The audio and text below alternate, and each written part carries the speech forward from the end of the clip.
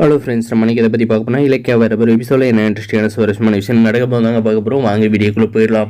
நம்மளுடைய இலக்கியாவுக்கு பார்த்திங்கன்னா கடவுள் எதுக்காக இந்த அளவுக்கு கஷ்டத்தை கொடுத்துட்டு இருக்காங்கன்னு தெரியலைங்க. ஏன்னா ரேவதியோட விஷயத்தை எப்படி கௌதம் கிட்ட சொல்கிறது அப்படின்றதே அவங்களுக்கு பெரிய விஷயமா இருக்கிறப்போ நம்மளுடைய ஜானகி பார்த்திங்கன்னா கார்த்தியோட லைஃப்பை நீதாமா செட்டில் பண்ணி விடணும் அப்படின்ற மாதிரி சொல்கிறாங்க.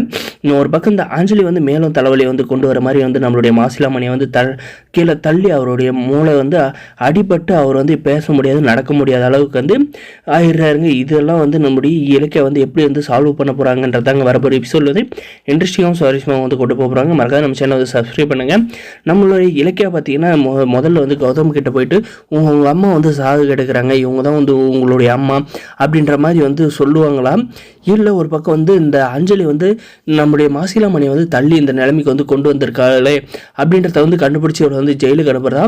இன்னொரு பக்கம் நம்முடைய பிரியாவுக்கும் கார்த்திக்கும் ஒரு பக்கம் லவ் போயிட்டு இருக்கு. நம்மளுடைய கௌதம் சார் லவ் பண்ணுற மாதிரி பிரியாவை நடிக்க சொல்லியிருக்காங்களே. இது எந்த அளவுக்கு போகுன்னு தெரியல. நம்ம எந்த பிரச்சனையை முடிக்கிறது. இதில் பைரி ஒரு பக்கம் பார்த்தீங்கன்னா இந்த அனாத ஆசிரம விஷயத்தில் பார்த்தீங்கன்னா தலையிட்டு இந்த அனாத ஆசிரமத்தை நான் நடக்க விட மாட்டேன்னு சொல்லிட்டு அவங்க அட்வான்ஸ் கொடுக்குறப்ப பார்த்தீங்கன்னா ஃபோட்டோ எடுத்துக்கிறாங்க. ஃபோட்டோ எடுத்துக்கிட்டு அதை எடுத்துகிட்டு போயிட்டு யார் கையில் கொடுக்க போகிறாங்கன்னு பார்த்தீங்கன்னா ரவுடிங் கையில் கொடுத்து அந்த ஹவுஸ் ஓனர் கையில் அந்த செக்கை பிடுங்கிட்டு நான் உங்களுக்கு வீடை விற்கிறதுல அப்படின்ற மாதிரி பார்த்தீங்கன்னா மிரட்டி அந்த அனாதாசிரமத்தோட கனவை தரமட்டை ஆக்க போகிறாங்க. நம்முடைய இலக்கியாவுக்கு மட்டும் ஏன்னா இந்த அளவுக்கு சோதனையை கொடுக்குறானோ தெரியலங்க.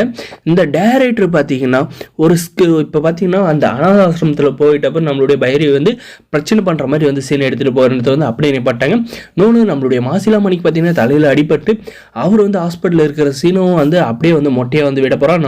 இன்னொரு பக்கம் நம்முடைய கார்த்தியோட லவ் சீனும் அப்படியே ட்ராப் அவுட் பண்ண போகிறாங்க. ரேவதியோடது பார்த்தீங்கன்னா அப்படியே ட்ராப் அவுட்லேயே வந்துக்கிட்டு இருக்காங்க. கூடிய சீக்கிரம் கான்செப்ட் எந்த லைனில் போகுதுன்னே தெரியாது. பார்த்தீங்கன்னா ஒரு வழி பாதை இல்லைங்க, இது காட்டு வழி பாதைன்ற மாதிரி பார்த்தீங்கன்னா பல வழியில் இந்த கதையை கொண்டு போயிட்டே இருக்காங்க.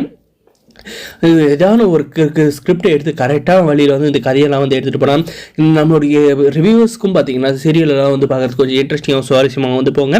முடிஞ்ச வரைக்கும் பார்த்தீங்கன்னா நம்மளுடைய வியூவர்ஸ் எல்லோரும் சப்ஸ்கிரைப் பண்ண மறக்காது சப்ஸ்கிரைப் பண்ணி நம்மளுடைய பெல் ஐக்கனை கிளிக் பண்ணி வச்சுக்கோங்க. அப்போ தான் நம்ம ஒரு வீடியோலுமே உங்களுக்கு ஒரு விஷயம் வருங்க. நம்மளுடைய இலக்கியாவுக்கு எந்த ஒரு கஷ்டம் வந்தாலும் அவங்க சமாளித்து நம்மளுடைய கார்த்திகையும் பிரியாவும் சேர்த்து வச்சுருக்காங்க. இந்த ஆஞ்சலியை கூடிய சீக்கிரம் ஜெயிலுக்கு அனுப்பணும் அப்படின்னு நினைக்கிறவங்களும் அதே மாதிரி நம்மளுடைய ரேவதி கிட்ட பார்த்தீங்கன்னா நம்முடைய கௌதம் போயிட்டு அம்மா அப்படின்ற மாதிரி கூப்பிடுற அளவுக்கு நம்முடைய இலக்கியா அந்த விஷயத்தை கொண்டு போகணும்னு நினைக்கிறேன். இந்த வீடியோக்கு லைக் பண்ணுங்க. மறக்காத நம்முடைய ஜானகி ரேவதிக்கு உண்மையாக சொன்னாலே எந்த கோபமும் இல்லாத இருக்கு கௌதம் மேலே இருக்கவங்க நினைக்கிறேன். மறக்காத சப்ஸ்கிரைப். தேங்க்ஸ் ஃபார் வாட்சிங்.